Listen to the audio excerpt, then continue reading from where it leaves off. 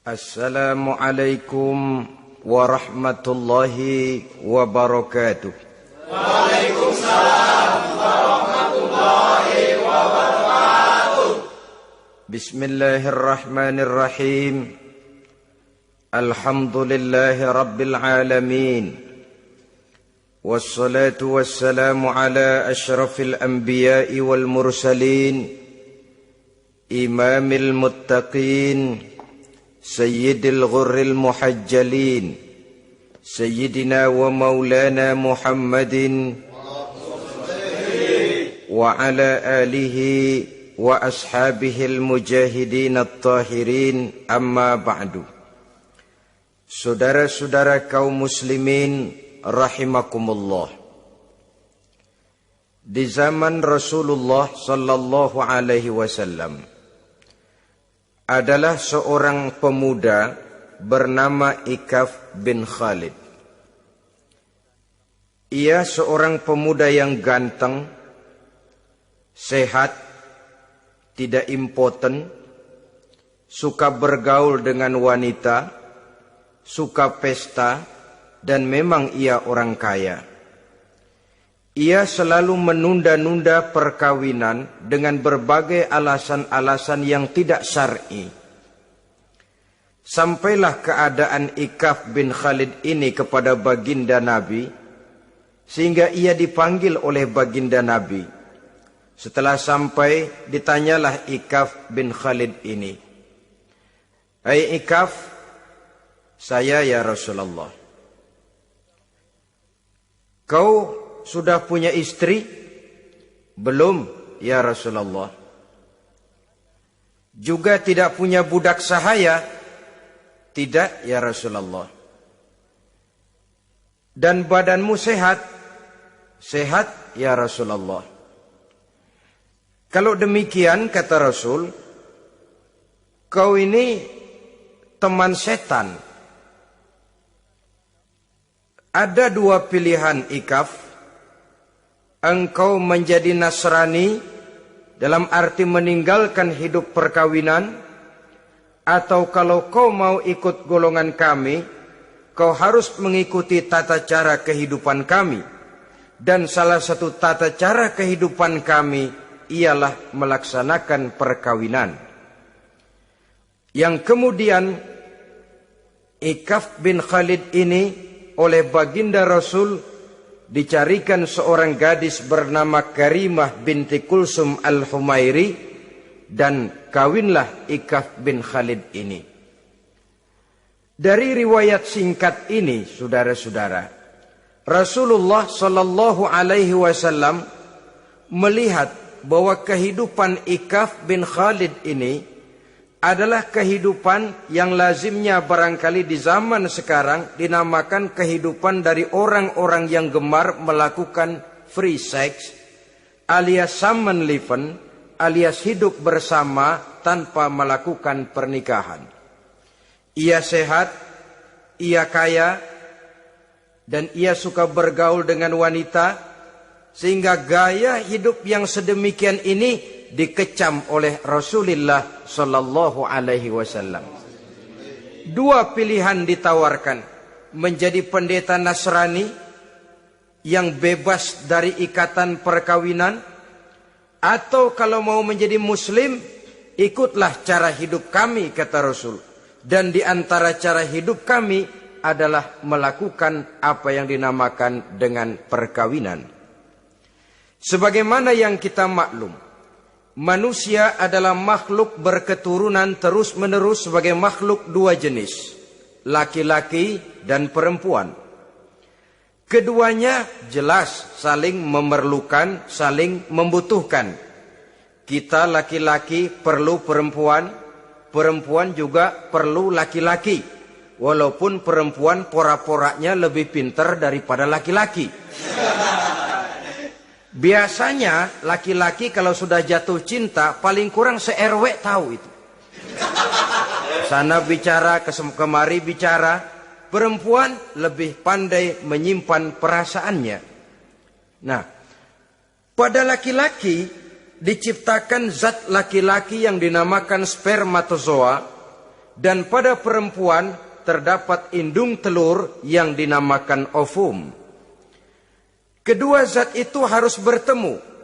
Dan untuk itu Allah Subhanahu wa ta'ala menciptakan kekuatan tarik-menarik antara laki-laki dan perempuan. Diciptakan laki-laki dalam biologis yang laki-laki. Diciptakan perempuan dalam biologis yang perempuan. Lemah, gemulai, lembut, menarik, ayu, lemot, denok, geboy. Diciptakan magnet yang merupakan kekuatan tarik-menarik antara laki-laki dan perempuan. Dan bila ada persesuaian, maka akan terjadilah persatuan tubuh yang disebut koitus. Bila pada saat itu kebetulan terjadi pengeluaran ovum, maka kedua zat itu akan bertemu di dalam diri perempuan. Dan inilah yang dinamakan konsepsi, yakni permulaan pembinaan jasmaniah makhluk baru dalam rahim seorang perempuan. Inilah makna firman Allah dalam surah An-Nisa ayat pertama. A'udzubillahi minasyaitonir rajim. Ya ayyuhan nasu taqu rabbakumul ladzi khalaqakum min nafsin wahidah wa khalaqa minha zawjaha wa batha minhuma rijalan katsiran wa nisaa.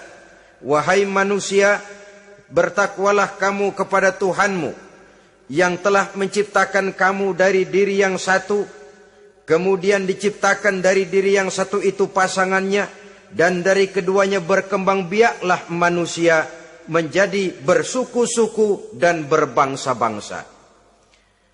Pada contoh lain, dari proses pembentukan jasmania makhluk manusia dalam rahim ini, Al-Baqarah 223 menjelaskan bahwa seorang laki-laki adalah seperti petani, seorang perempuan adalah seperti ladang.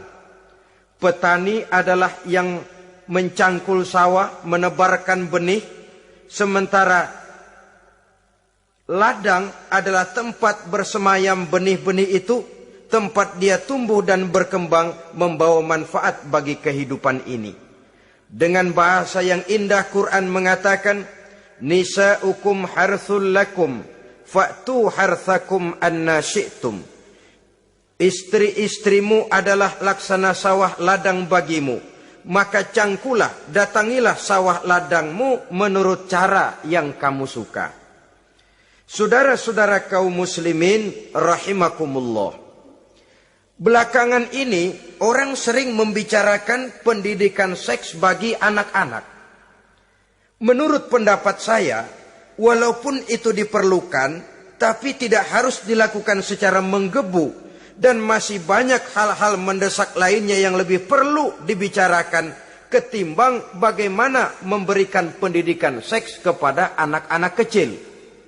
Barangkali yang memerlukan, yang sering bertanya tentang seks cuma terbatas kepada anak-anak kecil di kota-kota besar, yang oleh perkembangan teknologi dan komunikasi, daya pikirnya memang sudah sedemikian maju. Tapi berapa ribu jumlah anak-anak kecil yang semacam itu? Selebihnya puluhan juta anak-anak kecil yang tinggal di daerah-daerah terpencil, di provinsi-provinsi lain, di luar keramaian, yang sama sekali belum perlu untuk hal-hal yang semacam itu. Haruskah cuma untuk membela yang 1.000 atau 2.000 orang ini saja, lalu kita mengabaikan yang puluhan juta adanya? Kita masih harus membicarakan bagaimana kurikulum pendidikan yang mapan. Kita harus membicarakan bagaimana sistem pendidikan yang memadai. Saudara-saudara, Quran sendiri harus kita katakan berbicara soal seks, tapi gaya bahasanya sopan. Ajaran yang terkandung di dalamnya luhur, tidak terbuka belak-belakan. Saya khawatir disalahgunakan nantinya. Maklum ya, yang namanya anak-anak, sifat yang menonjol pada dirinya itu adalah hubbut taklid. Senang meniru. Apa yang dia lihat, apa yang dia baca, apa yang dia tonton, biasanya ingin dia terjemahkan dalam kehidupannya. Kadang-kadang kalau habis baca komik Superman, dia kepengen jadi Superman. Itu anak kecil. Habis baca buku Si Buta dari Gua Hantu misalnya, pengen jadi si buta dari gua hantu, nyari kayu bikin tongkat. Biasa, itu watak yang namanya hubbut taklid. Sekarang kalau kepada anak-anak semacam itu sudah diberikan pendidikan seks, saya khawatir. Kadang-kadang tidak dididik saja sudah lancar kok. Apalagi kalau sampai dilakukan pendidikan, khawatir disalahgunakan. Saya katakan tadi, Quran juga misalnya Al-Baqarah 223 ini bicara soal seks, tapi sudah lihat gaya bahasanya. Nisa'ukum harsul lakum fa'tu harthakum anna syi'tum. Istrimu adalah sawah ladangmu, cangkulah sawah ladangmu menurut cara yang kamu suka. Mau cangkul sambil mundur juga boleh.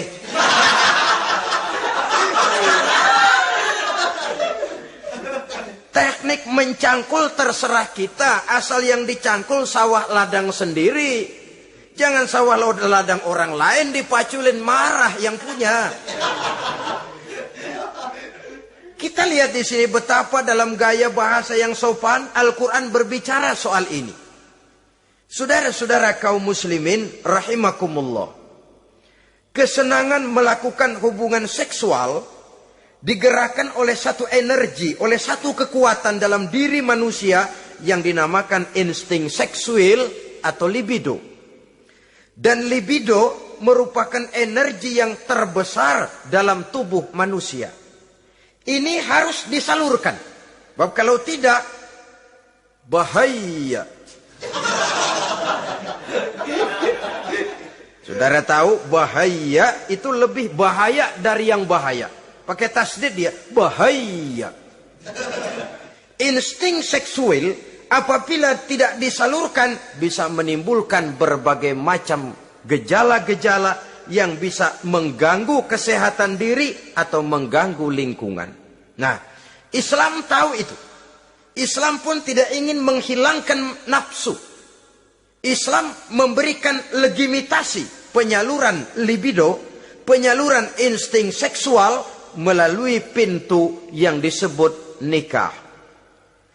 Dengan demikian, nikah merupakan pintu legitimasi untuk manusia di dalam ia menyalurkan insting seksualnya atau libidonya atau kecenderungan untuk melakukan hubungan seksual. Tetapi saudara-saudara, oleh karena yang dinamakan nikah tidak cuma berisi hubungan seksual, tapi juga berisi tanggung jawab dan kewajiban, berisi hak dan pengertian, berisi ketenangan dan sebagainya, maka orang pada umumnya biasanya ingin mencari resiko yang lebih ringan. Hubungan seksnya mau, nikahnya ogah. Sebab apa? Karena nikah itu tidak cuma merupakan hubungan seksual saja. Ya, ia harus berisi tanggung jawab. Ya, ia berisi hak dan kewajiban. Ya, ia berisi pengertian. Ya, ia berisi penyantunan sandang, pangan, perlindungan, dan lain sebagainya. Orang lalu mengambil jalan pintas. Sehingga terjadilah kecenderungan gaya hidup yang disebut Samen Leven. Yang berangkat dari free love untuk kemudian mengarah kepada free sex. Hidup bersama tanpa diikat dengan tali pernikahan. Akhirnya apa? Kalau dirasakan cocok, ya terus. Kalau nggak cocok, ya bubar. Tidak ada satu ikatan spiritual. Kalau demikian halnya, maka manusia belum terlalu jauh nilainya daripada makhluk bernama binatang. Yang penyaluran insting seksualnya tidak perlu diikat dengan pintu yang bernama nikah. Orang ingin mengambil jalan pintas. Potong kompas, mau enak lalu tidak mau resiko. Hubungan seksualnya mau, tapi kemudian pernikahannya tidak mau. Akibatnya pada satu segi prostitusi. Saudara tahu prostitusi? pelacuran meningkat, perkara apa latar belakangnya itu bukan soal kita, tetapi kemudian terjadilah proses yang dinamakan prostitusi, atau kalau tidak terjadilah pergaulan bebas di dalam kehidupannya. Saudara-saudara kaum muslimin rahimakumullah, Islam pada hakikatnya memberikan alternatif. Sehingga Nabi mengajarkan dalam satu hadis, ya ma'syaras syabab, wahai para pemuda, man istata'a minkumul ba'at, barang siapa di antara kamu mampu memberi nafkah. Ba'at di sini diartikan nafkah. Nafkah apa? Nafkah zahir, nafkah batin. Itu arti ba'at. Hai para pemuda, siapa di antara kamu yang sudah sanggup memberikan nafkah, baik zahir maupun batin, hendaklah dia melakukan perkawinan. Jangan lupa ini. Man istata'a minkumul ba'at, yang mampu memberikan nafkah baik zahir maupun batin, hendaklah dia melakukan perkawinan. Kadang-kadang ada juga anak muda nekat banget, main derulung aja, nggak nengok kiri, nggak nengok kanan, tidak memahami yang namanya ba'at. Ba'at ini nafkah zahir. Nafkah zahir itu apa? Ya sandang, ya pangan, ya perlindungan. Nafkah batin itu apa? Ya kasih sayang, ya pengertian, ya termasuk di dalamnya melakukan hubungan seksual. Kalau itu cuma dasar itu, rasanya mah setiap kita mampu. Tapi kan tidak cuma itu yang jadi modal bagi satu perkawinan. Siapa di antara kamu yang sudah mampu memberikan nafkah, hendaklah dia kawin.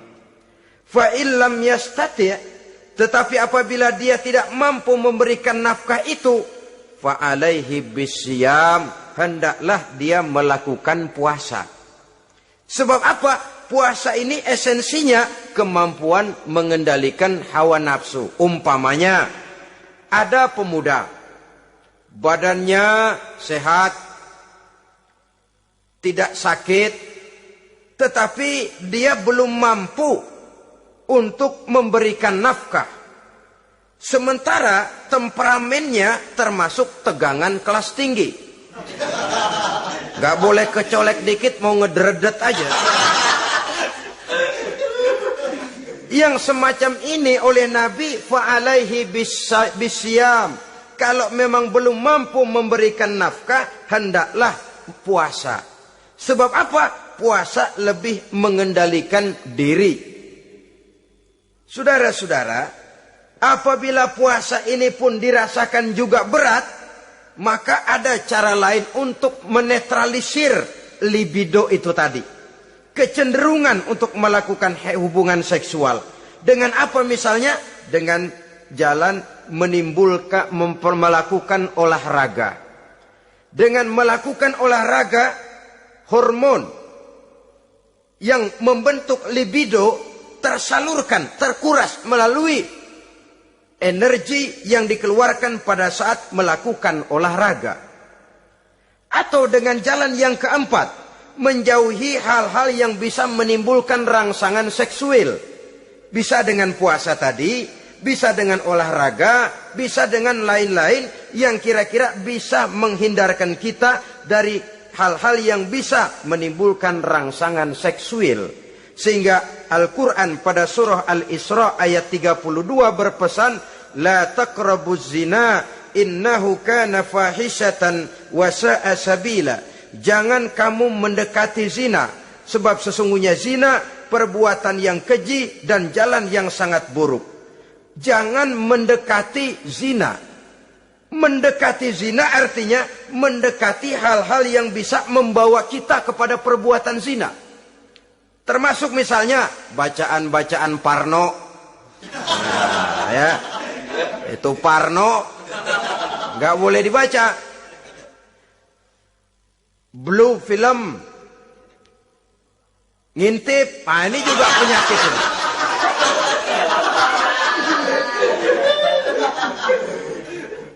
Itu termasuk dalam larangan la taqrabu zina. Jangan kamu mendekati hal-hal yang bisa menyebabkan kamu jatuh kepada zina. Kalau itu didekati, besar kemungkinan kita akan terperosok ke dalamnya. Sehingga pepatah bilang, kalau takut jatuh ke sungai, jangan main di pinggir sungai. Kalau takut ombak, jangan berumah di tepi pantai.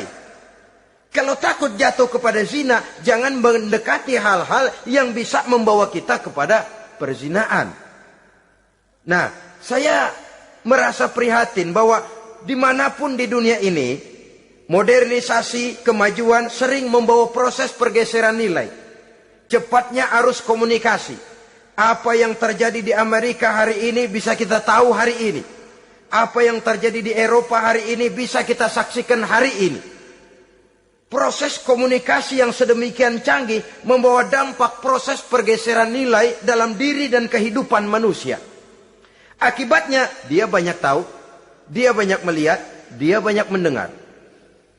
Kalau dia tidak punya filter, dia akan mudah terhanyut oleh nilai-nilai yang menggeser dia dari tuntunan ajaran agamanya. Maka dengan demikian saudara-saudara, Islam memberikan legitimasi terhadap penyaluran insting seksual melalui pintu yang disebut nikah. Dan Islam mencela apa yang disebut samenleven, free love atau free sex alias hidup bersama tanpa melakukan pernikahan. Apa yang akan terjadi dalam kehidupan ini apabila manusia bergaul sebebas-bebasnya tanpa terikat lagi oleh norma dan kaedah kehidupan beragama?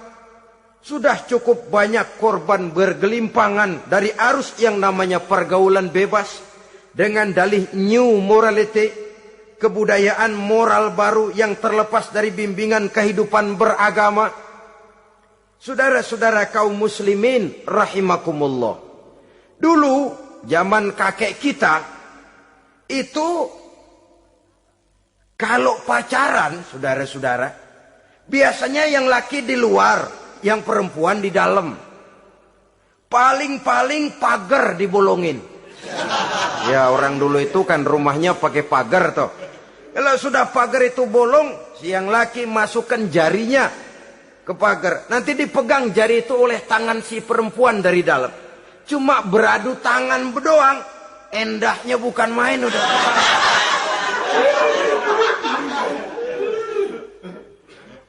Sekarang saudara-saudara, saya lihat kayak orang beli sepatu. Orang beli sepatu curang banget. Beli mah belum tentu jadi, nyedengin hayo aja.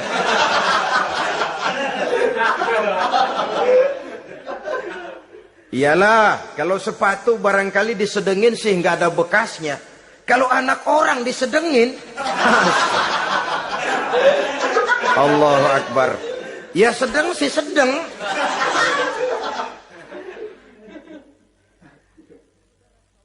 Saudara-saudara kaum muslimin rahimakumullah. Terhadap pintu legitimasi ini pun kalau manusia sudah sanggup melakukan ba'at, baik nafkah zahir maupun nafkah batin. Kalau itu tidak bisa dia lakukan, hendaklah dia menjaga diri dari hal-hal yang bisa menjerumuskan dia ke tempat zina. Bisa dengan puasa, bisa dengan memperbanyak olahraga, bisa dengan menggiatkan belajar, study club, diskusi. Ada pepatah mengatakan 3 hal yang bisa membawa kerusakan. 3 kosong nih. Kosong iman, kosong kantong, kosong perut. 3 kosong ini yang sering membawa kerusakan dalam diri manusia. Pertama, kosong iman. Yang kedua, kosong kantong. Yang ketiga, kosong perut. Ketiga kosong ini, kalau sampai kumpul pada diri kita, 3-0, berapa yang ngubernya? Sering kalah kita. Kosong iman, kosong kantong, kosong perut. Maka motif dari berbagai macam kejahatan, umumnya karena 3 kosong ini. Orang bisa jatuh ke tempat zina, bisa jatuh kepada korupsi, bisa jatuh kepada perampokan, pencurian, dan berbagai macam perbuatan negatif. Pertama, kosong iman. Kalau sudah kosong iman, ini kosong yang paling berbahaya. Dia tidak ada lagi yang ditakutin. Polisi, ya apa selamanya polisi mau nongkrongin dia. Kalau sudah kosong iman, ini sudah tidak ada lagi norma yang diindahkannya. Yang kedua, kosong kantong. Orang kalau kosong kantong, mudah gelap mata. Bawaannya udah was-was mulu uringan. Kosong kantong. Yang ketiga, kosong perut. Kosong perut ini, lapar, kemiskinan maksudnya, bisa membuat orang jadi jahat. Bisa membuat orang menjadi pelacur. Bisa membuat orang jadi koruptor. Bisa membuat orang jadi penjahat. Itu motifnya karena kosong perut. Dari 3 kosong ini yang paling berbahaya sesungguhnya kalau orang sudah mengalami kosong iman. Perut kosong, kantong kosong, tapi iman penuh, masih ada rem. Ya. Kantong kosong, perut kosong, iman kosong juga, jebol, bablas sudah. Tidak ada rem lagi dalam kehidupannya. Hampir segala macam motif kejahatan yang terjadi di pentas dunia ini umumnya karena 3 kosong ini tadi. Karena kosong iman. Sekarang ini kan pergaulan bebas bukan semata-mata karena orang lapar. Bukan karena orang perlu uang. Tapi kadang-kadang ada karena memperturutkan hawa nafsu. Kalau sudah ke sana, kosong apa itu? Kosong iman. Ada tante-tante girang. Ada om-om senang. Ada macam-macam lah. Kurang duitkah mereka? Cukup. Laparkah mereka? Kenyang. Apa yang kosong? Kantong penuh, perut penuh. Iman yang kosong. Maka terjadilah proses yang namanya penyimpangan-penyimpangan seksual dari pintu legitimasi yang sudah diberikan oleh agama tadi. Kadang-kadang iman juga tertekan. Karena perut, persoalan ekonomi. Atau karena memang